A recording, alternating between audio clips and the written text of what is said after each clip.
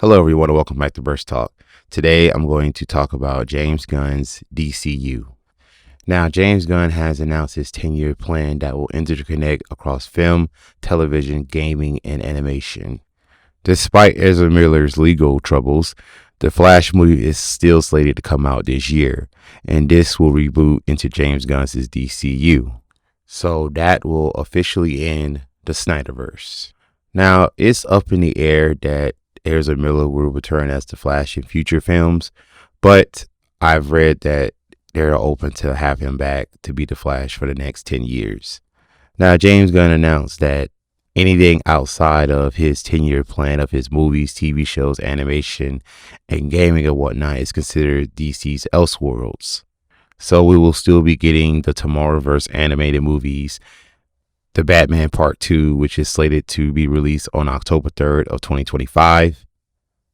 And Superman and Lois will continue beyond Season 3. Aquaman The Lost Kingdom will still come out this year, and Jason Momoa will reprise his role as Aquaman going forward. Leading into the new Superman movie, Superman Legacy, which will hit theaters July 11th, 2025. Now, this movie will be a much younger version of Superman in his early years, exploring the roots of his Kryptonian heritage and his upbringing on Earth. However, in my opinion, we already got something like that, and that was Smallville. Now, you cannot tell the early years of Superman, of his upbringings and struggles with his Kryptonian side and his human side in 2 hours or less. I'm sorry, you cannot do it.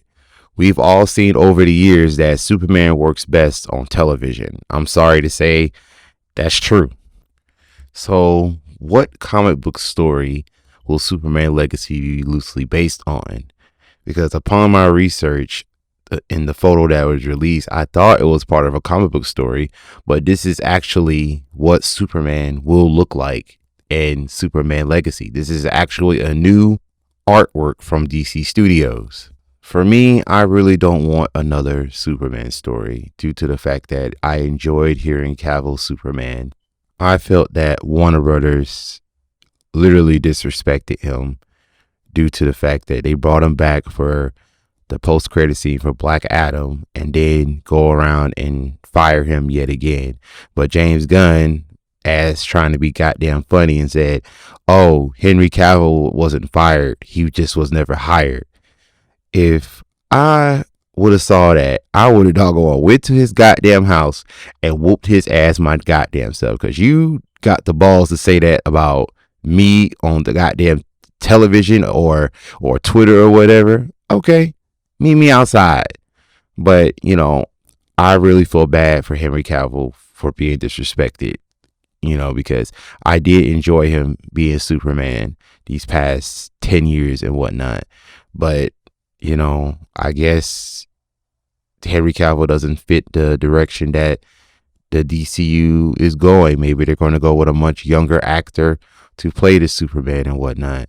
And to be honest, I really thought that this photo that was released was based on a story. But, now we have to play the guessing game of what story they're going to use or they're going to, pull from to write their movie and whatnot. Now, James Gunn is writing the script for this film, but him directing is still up in the air. It could be someone else, but, you never know, to try to save money within the Warner Brothers and whatnot. He could just direct, write, produce, all this other crap. And, I might give it a chance because, this is a Superman movie. And you know what? Why I'm lying? I'm going to go see this movie, because it's a Superman movie and whatnot. And I enjoy seeing Superman on the silver screen, even though he works better with television. I'm sorry. It's been proven with Smallville.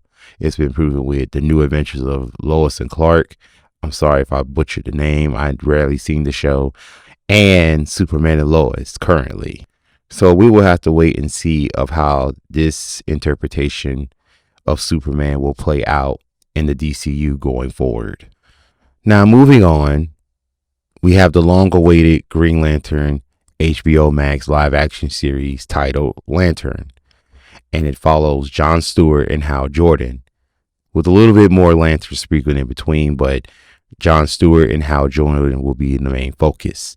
And James Gunn stated that this show will advance the story of Chapter 1 of the DCU saga, whatever the fuck he wants to call it. The DCU, DC Cinematic Universe, whatever. This will advance the story. So I will tune into that, since I've been waiting for a good Green Lantern live action show or movie ever since the Ryan Reynolds movie that came out in 2011. James Gunn also stated that this will have a true detective vibe to this HBO Max series, but I never seen True Detective, so I don't know what the hell he's talking about. Let me know in the comments on how True Detective is and if it's worth watching. So Peacemaker Season 2 will be put on hold for the Amanda Waller spinoff, which will see the return of Viola Davis as Amanda Waller. But why? Now, the story behind this, we don't know as of yet, but we know for a fact that she will be teaming up with Team Peacemaker. Now, will John Cena's Peacemaker will make an appearance? We don't know as of yet, but as of right now, we're going to have some of Team Peacemaker team up with Amanda Waller. Now, mind you, there are consequences from the Peacemaker season finale when Etta Bygo outed Amanda Waller and her operation from Task Force X. And now we probably will see those repercussions of those actions from the Peacemaker season finale into this Amanda Waller spinoff, hopefully. And we'll probably see confrontation between Amanda and her daughter, Etta Bygo. Now, James Gunn posted a photo of Amanda Waller in handcuffs, and this could be hinting at what the story is going to be about. Maybe she is going to get on trial for her crimes against humanity or against, human beings and whatnot. Even though they're criminals, like I said in my Peacemaker video, they are still human beings or whatever. So she could be standing trial for that. And Etta Bygo has to reluctantly prove Amanda Waller's innocence, because I guess she never intended for Amanda to take the fall solely. So it could be the fact that while Waller is on trial, Etta Bygo and the rest of the team are going to go find whoever else is in charge. Maybe there's someone else in charge above her to bring them down so that Amanda can get a lighter sentence or whatever. But that could be me guessing, so don't take me literal. So we'll just have to wait and see once the show comes out, maybe 2024 or 2025. I don't know if it's in production yet or whatever. There's no date as of yet, but I'm excited to see how it goes down. But I would rather have Peacemaker Season 2. If that story was going to happen, it could have been Peacemaker Season 2. But I guess they had to give Amanda Waller her own show for the sake of... Let's move on. Now, here we are with a new film called The Authority, which no one has ever heard of before. They probably, like OG comic book readers and whatnot, have read The Authority. But James Gunn is going to do the same thing that he did for the Guardians of the Galaxy with The Authority. And basically, they are a anti-Justice League that are still heroes, but they are not above killing. Now, there was an animated version of The Authority in the movie Superman versus the Elite. Loosely, I believe. The movie is on HBO Max, and it is a really good movie. I'm probably going to watch it again for a refresher course and whatnot. Now, I could be wrong about this of like what The Authority is based on, but they probably changed the movie for copyright reasons or whatever. But I'm going to check it out. Well, I'm going to watch it again. And if you haven't seen Superman versus the Elite yet, I would highly suggest you watch it. It's a very good movie. It's on HBO Max now. If you don't have HBO Max as of now, just get the $9.99 version with ads or whatnot. The ads are not that bad. They're not really heavy or whatever. Just get it to watch Superman versus the Elite. You won't be sorry. So there will be many versions of The Authority. Will be in the overall narrative of the new DCU. And I'm not going to speak too much more to it. I will do a separate video on The Authority later on. Now, moving on with Paradise Lost is a live action series. It is a Wonder Woman prequel. It's about the origin of the island of Paradise Island, aka Themyscira, where Wonder Woman was born. Now, again, James Gunn stated that This show, the live action show of Paradise Lost, will be Game of Thrones series style. And I've never seen Game of Thrones, but I've seen a lot of, scenes on YouTube or on Pornhub, mind your business. And, I will check it out. Like if it's a show, about women that will possibly be naked all the time, hey, I'm there. Besides the origins of Paradise Island, or Themyscira, if you want to call it that, you will also go around the politics, the rules, and who's in charge of Themyscira. And I'm not going to dig too much into that. This will be a separate video of Paradise Lost, so be on the lookout for that later. Next, we have Batman and Robin, the Brave and the Bold. Now, this movie will be based on Grant Morrison's take on Batman and Robin. So this will feature the first time that Damian Wayne's version of Robin will be in live action form. Now, folks who don't know who Damian Wayne is the love child of Batman and Talia al Ghul, Ra's al Ghul's daughter. Now, it's about damn time that they're going to use Damian Wayne in live action, because many people have dubbed Damian as their favorite Robin. So it will be good to see how he plays out in live action and often butt heads with Batman. And we're probably going to get some cool fight scenes between both of them if they decide to fight each other. Now, before this movie comes out, I would highly suggest either read the books or see the animated movies, which are also on HBO Max, starting with Son of Batman, Batman versus Robin, Teen Titans versus the Justice League, and so on. Also, there are many characters from the Bat family like Nightwing, Batgirl, Batwoman, Red Hood, Batwing, etc. will possibly be in the film. But, I'm kind of banking on Nightwing and Batgirl. I feel that Batwoman, Red Hood, and Batwing will be like later on if the movie does really well, and there will be a sequel and whatnot. Now, there's going to be a Booster Gold live action series for HBO Max.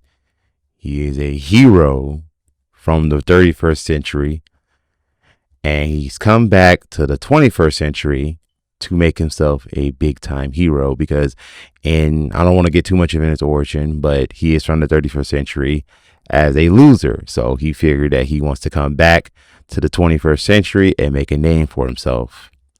But my question for the fans and everybody out there who thinks that's the same as me is, why? Why are we getting a Booster Gold series? Like, I really don't like Booster Gold, to be honest. He's funny, and he has a good costume and whatnot, but, I wouldn't try to put him in the first lineup of the new DCU or whatever. Like, that's just, that could be like later on or whatnot, but like not at the beginning. That's just me. But I will probably do a video on the history of or who Booster Gold is in a video later on. So I'm kind of debating on that, but please be on the lookout for that, just in case I decide to do one, for those who don't know who Booster Gold is. If you don't get that bullshit out of my face, bitch. Moving on, we are getting a Swamp Thing horror film, and this will actually be the first chapter of the first phase of the DCU, which is called Gods and Monsters. Now, my question, if this is the first chapter, Swamp Thing, like, what was everything else? Is everything before that a prelude or something like that? Like, is Superman the prelude to, the first chapter and whatnot? Because if it is, that's okay. I just want to make the connection before something confusing happens, to where it's like, okay, do we have to watch this first? Do we got to watch Superman first? Like, how are we going to watch this? I just hope that it doesn't get confusing with the timeline, how the MCU was. And you remember that with the Spider-Man Homecoming, time displacement and whatnot. Talking about it's been 8 years since, you get it. I'm not going to go into that. But yeah, there was a Swamp Thing TV series that was on the CW, and it was immediately canceled before the first season had aired.